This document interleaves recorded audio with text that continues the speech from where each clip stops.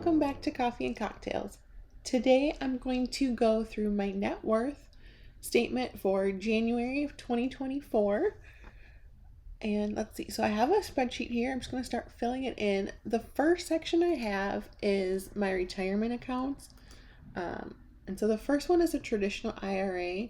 So the balance on this one is $11,008.71. And let's see. Just going to change this. Show the decimals. All right. And so I do have my net worth tracker from 2023 also, and so I have the values over here. And so the value at the end of December for this account was $10,897.25, and so that's an increase of $111.46. With this account, I don't add anything to it. This was from a rollover from a previous job, so it just kind of sits there. I don't add any money to it. And so the next one I have is a Roth IRA. This balance was $12,350.75. In the month of January, I did contribute almost $1,400. And so looking at last month, it ended at $11,052. And so it technically went up like about $1,300, but since I did deposit $1,400 or almost $1,400, overall it didn't really go up. It kind of went down instead, at least for the market. Traditional 401k. This is my main retirement account. This is through my employer. So $745.89.35. Last month this had a balance of $72,722.87, and so that's an increase of $1,866. And I do have money going into this from every paycheck. I have 9% of my income that goes into it, and then my employer matches up to 6%. And there was, I believe, just 2 paychecks in January, and so that went in twice, and so that's the majority of that increase. And so next I have a Roth 401k. So this is also through my employer. I haven't contributed anything to this account in a couple years. So my employer gives us the option to either go to a traditional 401k or a Roth 401k for our contributions. And so at one point I did put some into this Roth side, but it's been a couple years. And so the balance on this one is $13,962.06. And so then looking back at last month, it was $13,913.70. So that's an increase of $48.36.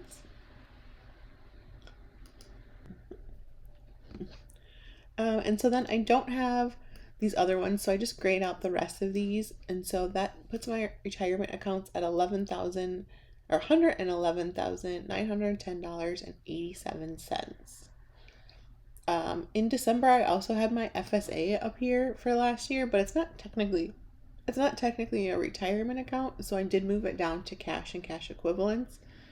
So let me actually pull that number in really quick. Okay, so my FSA is $444.40, and that went up from last year because I do contribute $100, I believe is what I did for this year, and so that increased, and then I used just a small amount. So it was $359.64 at the end of December, and so it's now $444.40, so an increase of $84.76. Okay, so going down to my taxable accounts, I do have stocks in Robinhood. And for this, I haven't received the statement yet for the month. So this is just an estimate based on what it was on February 1st. And so that's a balance of $3,538.49. And at the end of last year, or end of December, it was $3,814.29. So it's actually a decrease of $275.80.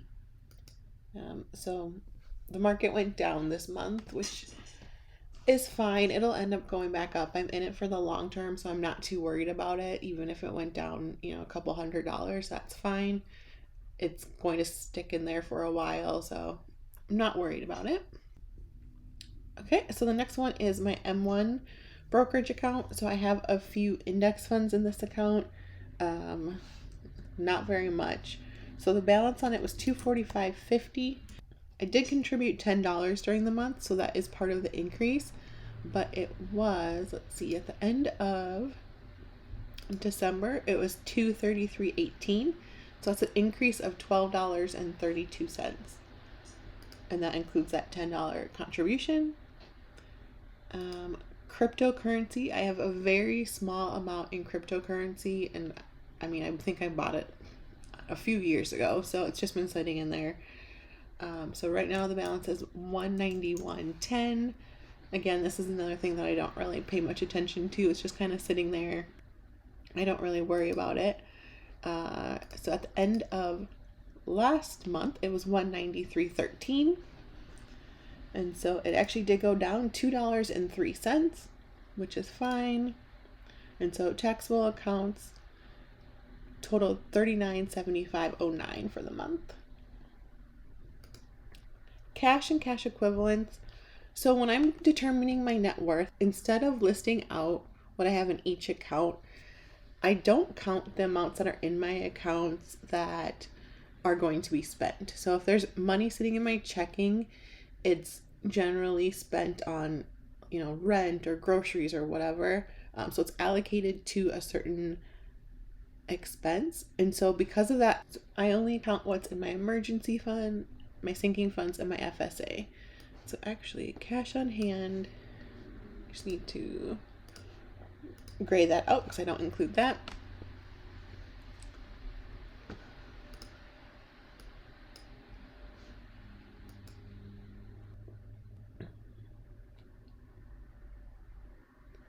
So in my Gringotts Wealth is my emergency funds, just like my basic emergency fund. So that is $1,000. And then in sinking funds, I ended the month with $46.24.12.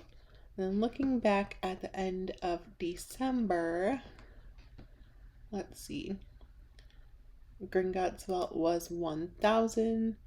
And so no change there. Sinking funds was $48.27.57.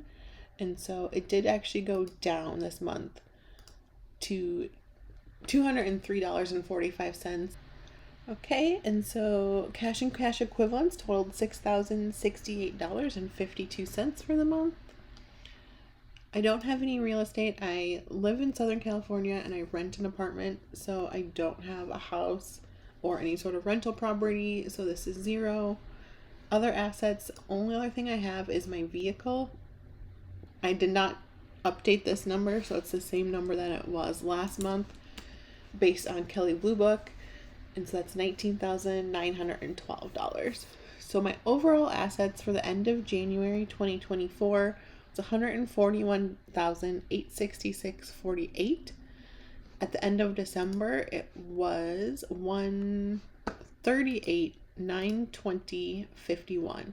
So overall, it was an increase of almost $3,000. So $2,940 was the increase. And so that's good.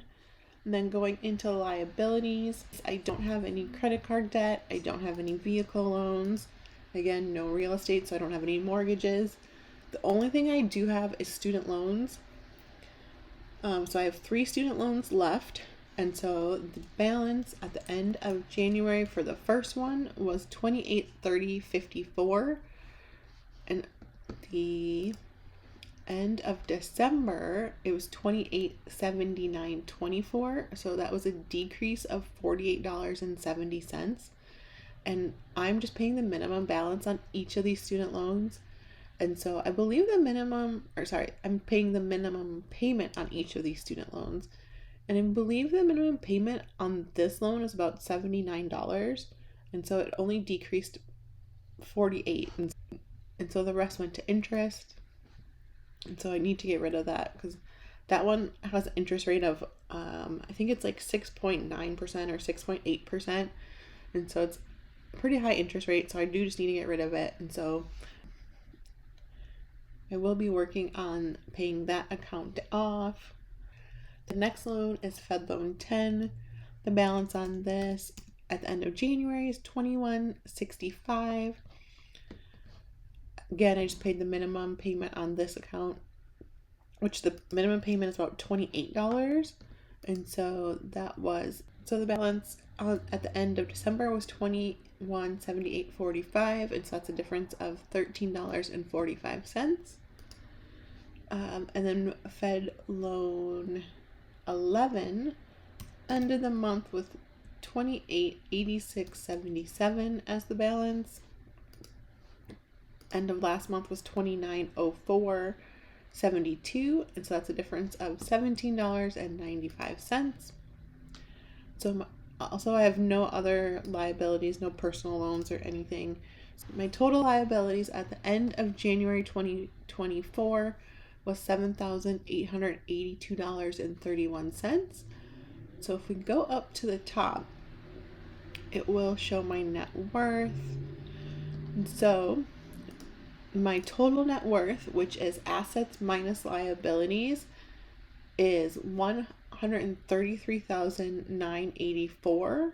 If I look back at the end of December, my net worth was $130,958. So that is an increase of about $3,000. So that's good. My goal for this year is, so I have two goals. One is to first increase my net worth $50,000. And so if I take the 130 that it was at the end of 2023 and add 50,000, my first goal is $180,000 net worth. And then I have a stretch goal to get to $200,000 net worth this year. And so that's the goal that I have listed here. So again, my current net worth is $133,984. So I'm about 67% of the way to the $200,000. So hopefully I can increase it over the next few months, or over the, next 11 months. And let's just take a look at the graphs here. So there's just the 1 month so far. So we're at 133. Assets are above the liabilities. So you can barely see the liabilities down here. They're in the blue. So that's what I like to see. Assets being bigger. That's great. Asset allocation. Almost 79% is in retirement accounts. And that's because I don't own like a house or anything else. So most of my wealth is in my retirement accounts. Taxable assets is the green, so there's not much there. I would like to increase this more, and so that it's more, I have more in like the stock market and more accessible funds. And so the blue section here is the cash and cash equivalents. So there's not as much there as I would like it to be. So I'm hoping to increase that this year with adding money into my emergency fund and kind of cash reserves. And then the last section here is other assets in yellow. And so that's at 14%. And so that's really just my car that makes up that balance. And I do count my car because even though it is a depreciating asset, it is still an asset that I could turn around and sell if I wanted to and get some cash for. I may not get the full value of it, but that's what it's currently worth in Kelley Blue Book. And so that's the number I use. And so that is it for my net worth for 2024. I'm hoping to increase it this year, and I think it's off to a good start since there was a small increase, and so that's amazing. And just let me know down below how your net worth is doing, how your January went, and I hope you liked the video, and please like and subscribe, and I will see you in the next one. Bye.